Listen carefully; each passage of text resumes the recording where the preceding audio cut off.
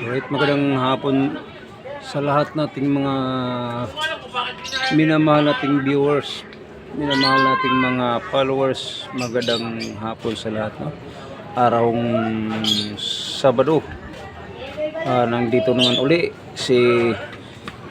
nandito naman tayo sa YouTube channel Daniel Liba PH. Tayo po ay papatuloy sa ating mga ginagawa. Kumusta kaya ang mga kasama natin nga monitor sa sa tawag na to, monitor sa rally, no? Kumusta kayo?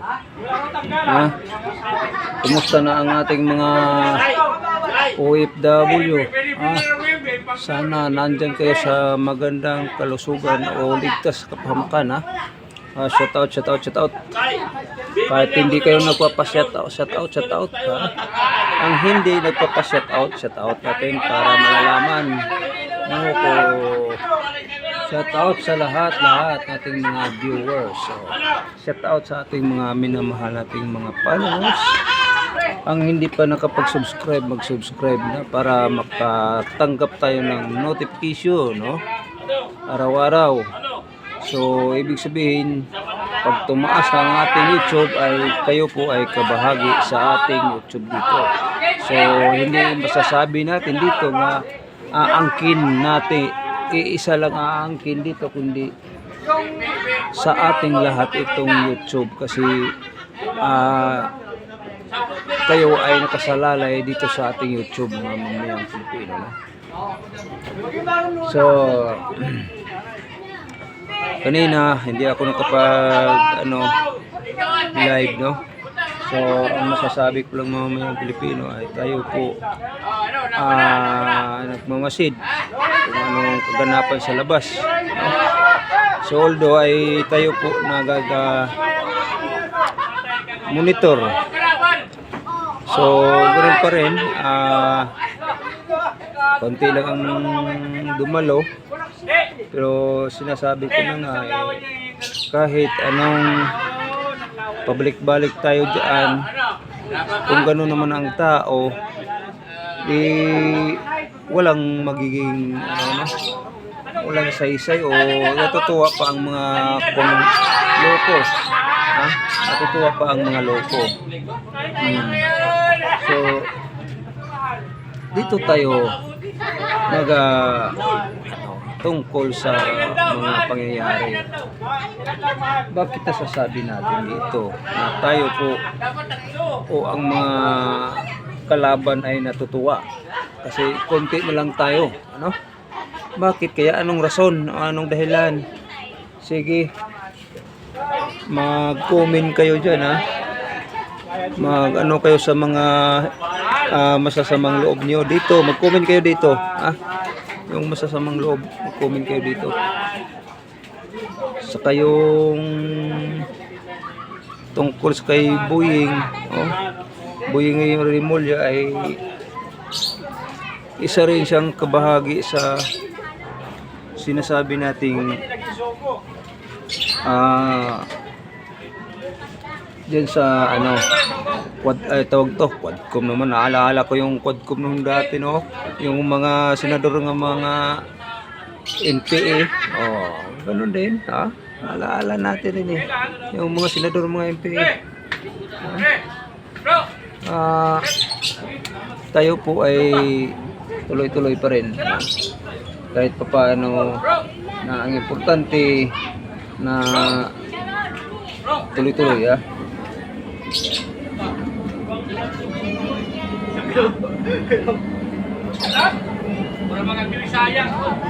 Ngayon, dito tayo sa ating mga problema sa mga mamayang Pilipino.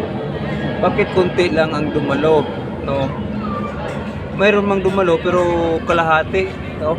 Hindi naabot na nga 2 milyon. So, kulang sa sa kumbaga sa manok, kulang sa himas, no? Kulang sa aruga. Kasi dapat ang mag-aano yan yung team leader, no? Team leader dapat ang mag ano nga, o ito gagawin natin, lahat tayo manawagan. O ipatigil natin ang paaralan para diretso na, no? Diretso na sa Malacanang. Ay ngayon ng mga kababayan, ang iba ay nanawagan sa mga kay Marcos nga Marcos, tigil na ang korupsyon,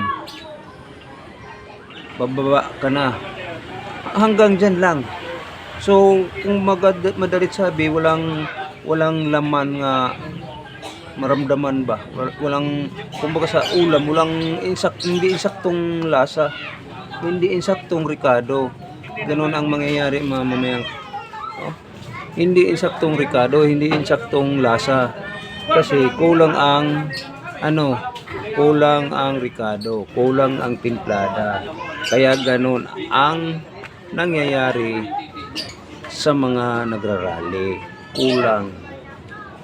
Dapat yung mga organizer, nag-organize, ay sila ay dapat sana naka sa mga tao, ano? So sino po ba yung dami ng organizer diyan? Maraming mga mag-organize. Kaso lang mga wala rin Kaya doon ako naumpisa nga parang tinatama tuloy ako kasi pipigilan tayo to pag sabi nga BBM, baba ka na dyan, wala ka ng kwenta, wala ka ng silbi, wala ka ng saysay, bababa ka na sa pwesto. Paltakin mo, sabihan ka nga, huwag kang magsasabi niyang bababa ka na BBM. Sabihin mo na lang nga, ang isigaw na natin, na lang yung tigil na ang pangurakot BBM, yun lang. So sa salitang Tagalog ay payaphaw, no? Yaphaw ba kanang kuan ba? Yang yaphaw nga, no? Kumbaga sa term na nga kulang sa ricado, kulang sa timpla, kulang sa asin, no? Kulang sa magic sarap. Ganun ang mangyayari.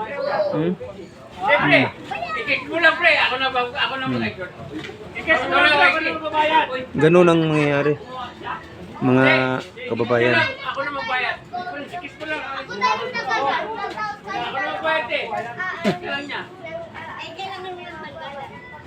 Ngayon, yan ang masakit ng mamayang Pilipino, sigaw ng sigaw, pagod, no? So ganun talaga ang magsakripisyo kahit ilan-ilan lang.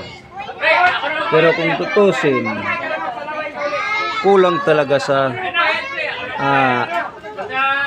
himas, no? Kumbaga sa manok, kulang sa himas. Kung ikay nagluluto, kulang sa timpla, kulang sa bitsin, no? Kulang asin, o hindi malasa, kulang sa lasa, ganun. So paano ba magiging insakto sa lasa ang mga mamayang Pilipino? Tayo po ay para malalaman, no? Para mainsakto ang lasa ng mga mamayang Pilipino ay dapat magkakaisa. Magkakaisa. Kung ano ang sigaw, lahat yun ang isigaw. No? Kasi ang ating dito nga pagsigaw po ba, BBM, baba ka na BBM, huwag ka nang mangnakaw, no? Kasi wala kang saysay sa paghawak sa ating bansa, no? So ganun sana. Paano pahapyaw ba, pahapyaw, no? Yun ang salitang Tagalog, pahapyaw. So mga kababayan, kahit paano hindi tayo nakadalo, ay importante nakamonitor tayo. So yun, parang nagpuntahan tayo rin sa ano, no?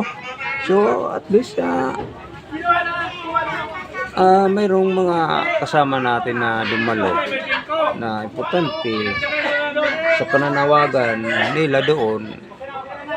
Ganun naman din tayo dito, nanawagan na bababa ka na BBM, no?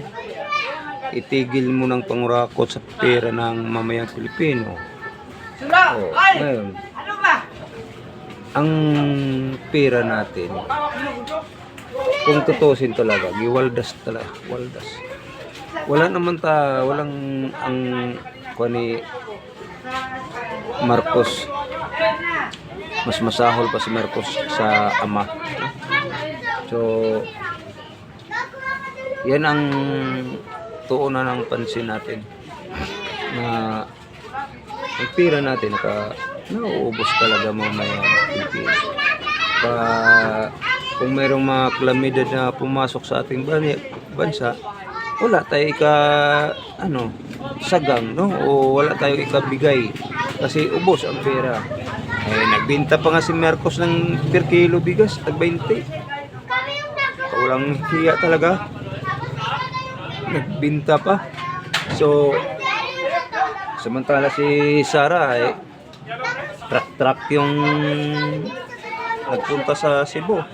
Hindi kasali pa kay Pastor Kibuloy, ha?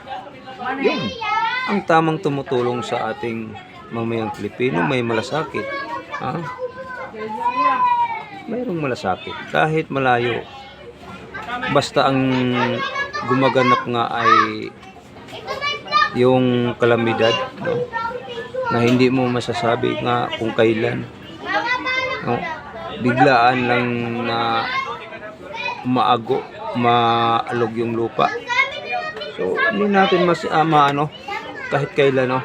So ang importante mamayang Pilipino, magpatuloy. Ang hindi pa nakapag-subscribe, mag-subscribe tayo, para upang tayo ay makatanggap ng notification.